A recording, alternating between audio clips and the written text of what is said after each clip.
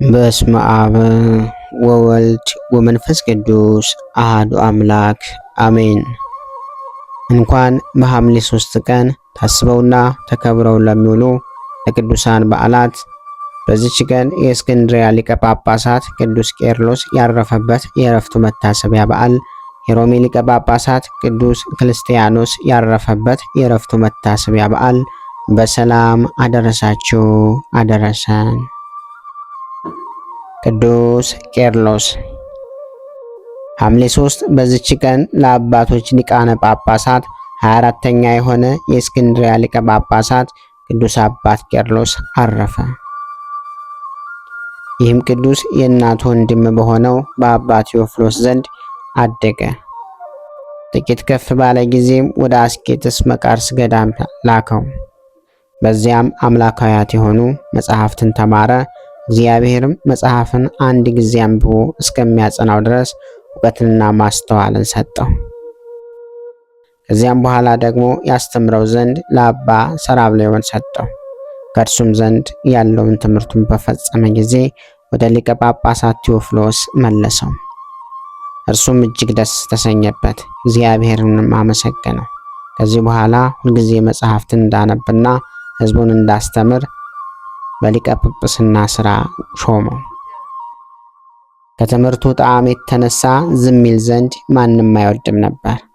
አባ ቴዎፍሎስም ካረፈ በኋላ በእስክንድርያ ከተማ ላይ ይህን አባ ቄርሎስን ሊቀ ጵጵስና ሾሙት። በዘመኑም በትምህርቱ ቤተ ክርስቲያን በራች። ይህ አባት ቄርሎስ የቁስጥንጥንያ ሊቀ ጳጳሳት የነበረው በንግሥት ቴዎዶስዮስ ዘመን የ200 ኤጲስቆጶሳት ጉባኤ ማህበርን በኤፌሶን ከተማ ሰበሰበ። ይህን አባት ቄርሎስንም መርጠው ሊቀ ጉባኤ ያደረጉት። ንስጥሮስንም ተከራከረው፣ ስህተቱንም ገለጠለት። ከስህተቱም ባልተመለሰ ጊዜ አውግዘው ከመንበረ ሲመቱ አሳደዱት። ይህም አባት ቄርሎስ 12 አንቀጾችን ደረሰ። በውስጣቸውም የቀናች ሃይማኖትን ገለጠ። ከእነርሱ በኋላ ብዙዎች ድርሳናት፣ ተግሳጻትና መልእክቶችንም ደረሰ። እሊህም በሁሉ ቦታ በምዕመናን እጆች ይገኛሉ።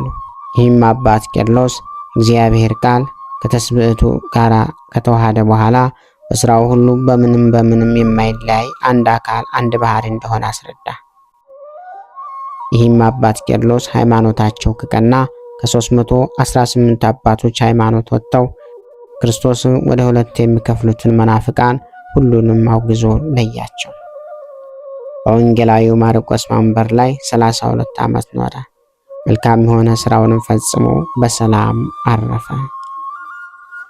በዚህ ዕለት ታስቦና ተከብሮ የሚለው ሌላው ቅዱስ አባታችን ቅዱስ ክርስቲያኖስ ነው።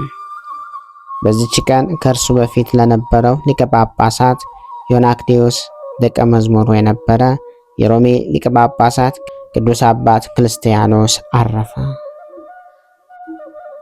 ይህ አባት ዮናክዴዎስ በሚያርፍበት ጊዜ በእርሱ ፈንታ አባ ክርስቲያኖስ ሊቀ ጵጵስና እንዲሾሙት አዘዘ። እሱንም አባ ክርስቲያኖስን በሮሜ አገር ነጣቂ ተኩላዎች አሉና ልጅ ሆይ ተጠበቅ ብሎ አዘዘ። ከዚህም በኋላ አባ ዮናክዴዎስ ባረፈ ጊዜ ይህንን አባት ክርስቲያኖስን በእርሱ ፈንታ ሊቀ ጵጵስና ሾሙት። በዚያም ወራት ደግ ንጉሥ አኖሬዎስ ነበረ። ከእርሱም በኋላ አመፀኛ ሉሊያኖስ ነገሰ። እርሱም ክርስቲያኖስን ከመንበር አሳዶ መናፍቁ ንስጥሮስን ሊቀ ጵጵስና ሾመው። የከተማ ሰዎች ግን አባረሩት እንጂ አልተቀበሉትም። በካህሪው ንጉሥም ልብ በክርስቲያኖስ ላይ ቂም ነበረ፣ ሊገድለውም ይሻ ነበር። እርሱ አባ ክርስቲያኖስ ግን በሮሜ ከተማ ከሚገኙ ገዳማት በአንዱ ገብቶ ኖረ። እግዚአብሔርም ብዙ ድንቆችንና ተአምራቶችን በእጁ ያደርግ ነበር። ከዚህም በኋላ ከሃዲው ንጉሥ ወደ ጦርነት ሄደ። እግዚአብሔር መልአክ የመላእክት አለቃ ሩፋኤልም ክርስቲያኖስ ተገለጠለትና ወደ ሊቀ ጳጳሳት ዲምትሪያኖስ ይሄድ ዘንድ አዘዘው። በዚያም ኑር አለው። ከእርሱም ጋራም 2 መነኩሳት ነበሩ።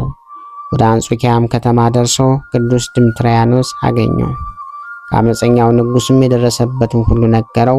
እርሱም በአንጾኪያ ከተማ ከሚገኙ ገዳማት በአንዱ ገዳም አኖረው።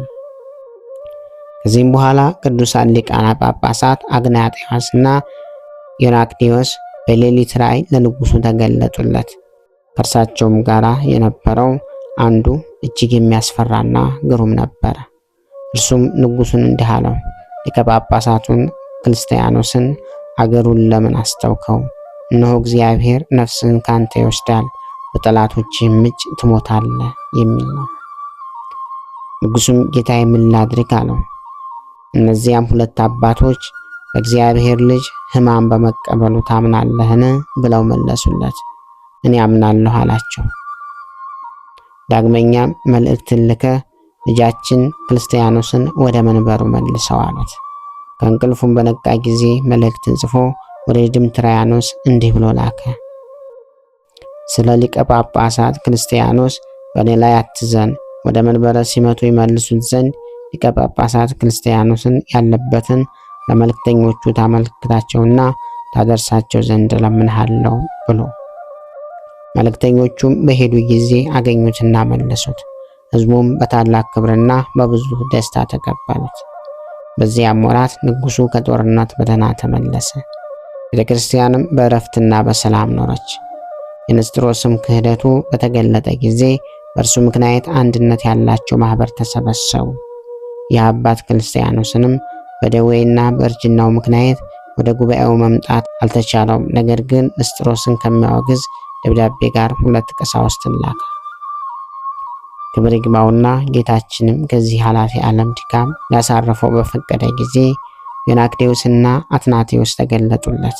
እንዲህም አሉት፣ ክብር ይግባውና ጌታችን መድኃኒታችን ኢየሱስ ክርስቶስ ወደ ሕይወት ጠርቶሃልና አንተ ወደ እኛ ስለምትመጣ አስጠንቅቃቸው አሉት።